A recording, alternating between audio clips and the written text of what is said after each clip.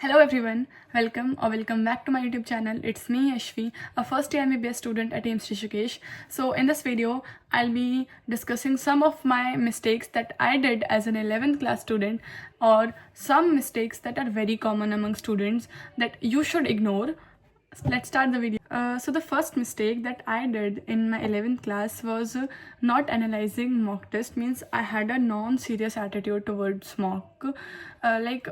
I gave mock test regularly in 11th and 12th, but in 11th class I ignored analyzing the test. Like test तो मैं दे रही थी, but उसके बाद मैंने क्या मिस्टेक्स करी हैं, क्या रीज़न था कि मेरे टेस्ट में मार्क्स कम आए, और क्वेश्चंस मुझसे हुए क्यों नहीं, कॉन्सेप्ट में कहाँ गड़बड़ थी. तो बेसिकली मैं मॉक टेस्ट को एनालाइज नहीं कर रही थी. So this was the first mistake and I think you should not do this. इससे मेरा थोड़ा और इम्प्रूवमेंट हो सकता था. The second mistake is, I think most of 11th class students do, is thinking that I have enough time. Like अभी 11th में है तो अभी तो 2 साल है, 1 साल है एग्ज़ाम देने के लिए, अभी तो नीट एग्ज़ाम बहुत दूर है, ये सोचना. So it's a complete false trap. मतलब वो 2 साल या 1 साल जो भी तुम सोच रहे हो ना, तुम्हारे पास एक्स्ट्रा टाइम है, वो इतना जल्दी जाएगा तुम्हें पता नहीं चलेगा. क्योंकि एक बार 12th में आ गए तो 12th में आने के बाद you have boards, you have NEET, 11th revise करना है, बोर्ड्स का पढ़ना है, 12th का रिविजन करना है, बहुत सारा होता है. तो 11th को ऐसे मत सोचो कि बहुत कम टाइम, मतलब बहुत ज़्यादा टाइम है तुम्हारे पास. वो लगता है कि टाइम है, बट टाइम सच में बहुत कम है. अगर अपने 11th के टाइम को बहुत अच्छे से यूटिलाइज़ करोगे तो 12th में तुम्हें ज़्यादा प्रॉब्लम फेस नहीं करनी पड़ेगी. The next mistake that I did in 11th starting में, 11th की स्टार्टिंग में की थी, this was running behind multiple sources and serious about none. Like 11th के जब स्टार्टिंग में पढ़ना स्टार्ट किया था तो इट वॉज लाइक कि ये बुक्स भी करनी है, ये बुक्स भी करनी है, ये मॉड्यूल्स भी करनी है, वो भी करनी है, तो सारे सोर्सेज करने हैं, कोई भी रहना नहीं चाहिए. इनिशियल के चैप्टर्स में मैंने यही चीज़ करी थी. देन उसका रिजल्ट ये था कि बहुत सारे सोर्सेज कर रही हूँ, बट सीरियसली किसी एक भी सोर्स को नहीं किया. लाइक अगर मैंने 5 सोर्सेज सॉल्व करे, बट वो 5 मैंने सीरियसली अगर कहूँ जिसमें डेडिकेशन था या फिर बहुत अच्छे से सॉल्व किया, तो वो एक भी नहीं था. तो ये टाइम कंज्यूमिंग है और इसका आउटपुट भी ज़्यादा नहीं आता. You can solve multiple sources, multiple तुम मैक्सिमम क्वेश्चन प्रैक्टिस के लिए कर सकते हो, बट उनको लेकर सीरियस रहना पड़ेगा. इनिशियल में 11th में मैंने वही चीज़ करी कि बहुत सारे सोर्सेज सॉल्व करी, बट सीरियस में किसी को लेके नहीं थी. So this was another mistake. So the next mistake was for biology especially, not reading NCERT properly. Like NCERT का जो टेक्स्ट है, थ्योरी टेक्स्ट है, उसे मैं अच्छे से पढ़ रही थी, बट डायग्राम्स, टेबल्स और जो हिडन टेक्स्ट होता है ना, लाइक इसके इधर से क्वेश्चन आ सकता है, आई डिडंट नो, तो इन सब चीज़ों को मैं इग्नोर कर रही थी. 11th में मैंने NCERT पढ़ी है, ऑब्वियसली पढ़ी थी बहुत अच्छे से, टेक्स्ट पूरा पढ़ा है, बट हर बार रीडिंग करते टाइम जो डायग्राम्स आते हैं, टेबल्स आती हैं, इनको मैं इग्नोर कर देती थी कि लाइक पूरा एक बार पढ़ ली थी, फिर टेबल्स और डायग्राम्स ने वापस आकर देखूंगी. So this was a mistake. जिससे डायग्राम्स एंड टेबल्स का मुझे ज़्यादा आइडिया नहीं था, वो मैंने फिर 12th में इम्प्रूव किया and I started reading everything. So the next mistake that I did in my 11th class, और सबसे बेकार मिस्टेक थी मेरी ये, कि 11th का जब एंड आ रहा था ना, लाइक जब मेरा मिड हाफ से थोड़ा ज़्यादा सिलेबस कंप्लीट हो गया था, उसके बाद ऐसा लगता है कि सिलेबस होने वाला है जस्ट कंप्लीट, तो इसे पूरा ही कर लेते हैं. तो मैंने क्या किया, मैंने सारे जल्दी जल्दी लेक्चर्स अटेंड करने स्टार्ट किए एंड उनके नोट्स बनाए.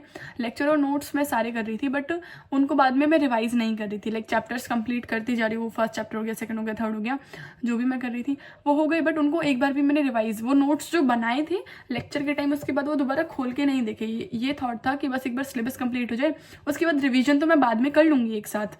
ये सबसे बड़ी मिस्टेक थी, बिकॉज जब मेरा सिलेबस कंप्लीट हुआ और मुझे रिवाइज करना था, तो जो ये चैप्टर्स लास्ट में मैंने जल्दी जल्दी भगाए थे ना, लाइक वेव्स, SHM और जो लास्ट के चैप्टर्स थे जो मैंने लास्ट में इतनी जल्दी जल्दी कंप्लीट किए, बाद में ये चैप्टर्स के जब मैंने नोट्स खोले रिवीजन के टाइम, तो मेरे लिए कंप्लीट नया चैप्टर था. लाइक ये नोट्स में मेरे में लिखा हुआ है कि ये सब होता है एंड ऑल, बट मुझे वो समझ नहीं आ रहा है बिकॉज मैंने लेक्चर अटेंड करने के बाद रिवाइज नहीं किया. So don't do that mistake कि सिलेबस कंप्लीट करने के चक्कर में चैप्टर जो पढ़ रहे हो साथ के साथ उसे रिवाइज भी करते चलो, अदरवाइज वो कंप्लीट मेमोरी से फेड हो जाएगा.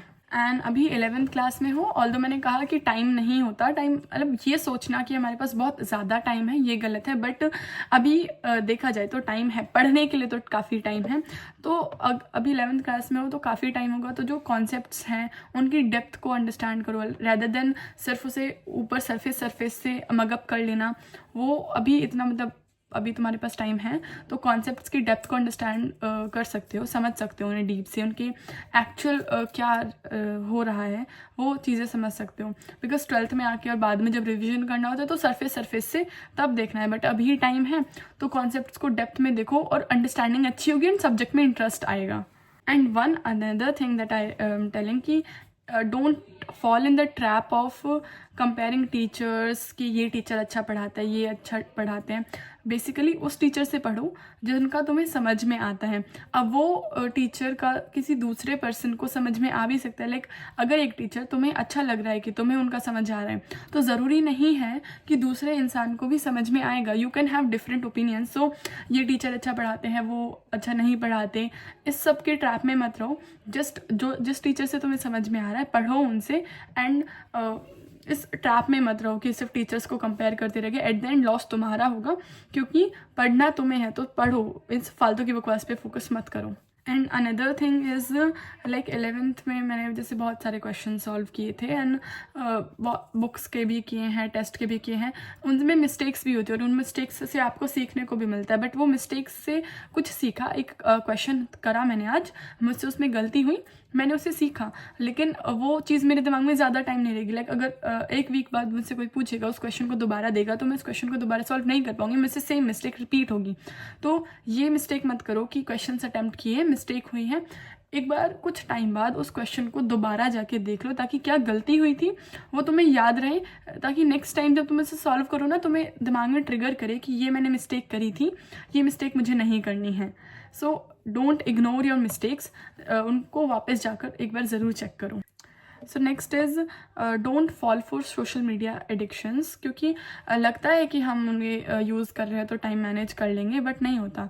Once you start scrolling reels और शॉर्ट्स तो कब टाइम जाता है यू डोंट नो, और बाद में फिर रिग्रेट होता है टाइम वेस्ट करने के बाद। सो अभी जितना इग्नोर कर सकते हो इस चीज़ को, जितना अपने ऊपर कंट्रोल रख सकते हो कि ये सब ऐप्स एंड ऑल यूज़ ना करें, तो इग्नोर करो इन चीज़ों को, बिकॉज ये तुम्हारा बहुत ज़्यादा टाइम कंज्यूम करेंगे। प्लस अपने ब्रेन में ज़्यादा इधर उधर के थॉट्स नहीं आने चाहिए अभी। तो अभी अगर सोशल मीडिया पे ज़्यादा इन्वॉल्व रहोगे तो 100 तरह की बातें दिमाग में आएंगी एंड पढ़ाई पे फोकस कम होगा।